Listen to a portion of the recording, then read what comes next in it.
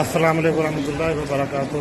تمام اہل اسلام کو میری طرف سے اور رائڈر یونان کی طرف سے یونان سے دنیا بھر میں بسنے والے ان کو عید مبارک، عید الاضحیٰ 2024 مبارک کے دعا اور امید کے ساتھ بھی یہ عید جو ہے آپ سب کے لیے باعث برکت ہو، آپ سب کے لیے دائمی خوشیاں لے کر آئی۔ اس وقت یہ یونان کی سرکاری مسجد ہے ماشاء اللہ آج کافی رش ہے کیونکہ اتوار کی چھٹی بھی ہے، تو ماشاء اللہ مسجد کے باہر بھی بہت زیادہ رش ہے اور مسلمانوں کی تعداد جو ہے مختلف ممالک سے جن کا تعلق ہے، پاکستان سے بھی ہیں، مصر سے بھی ہیں، شام سے بھی ہیں، یعنی ہر ملک سے جو مسلمان یہاں پہ یونان میں موجود ہے وہ ماشاء اللہ اس وقت نماز عید ادا کر رہے ہیں۔ اللہ پاک سے دعا ہے کہ ہمارے مسلمان کی جو نصر فرمائے، آمین آمین۔ سب کو عید مبارک۔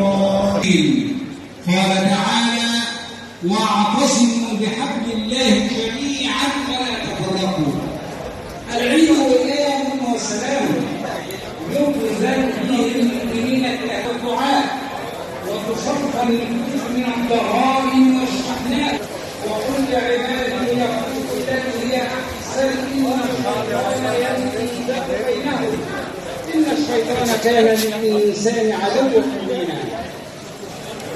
العلم مظاهر وحدة الأمة الإسلامية تذوب فيه الفوائد وتتلاشى عصبية العروق، فالغني والفقير والأعجمي يهتفون بلسان واحد: الله أكبر الله أكبر لا إله إلا الله، الله أكبر ولله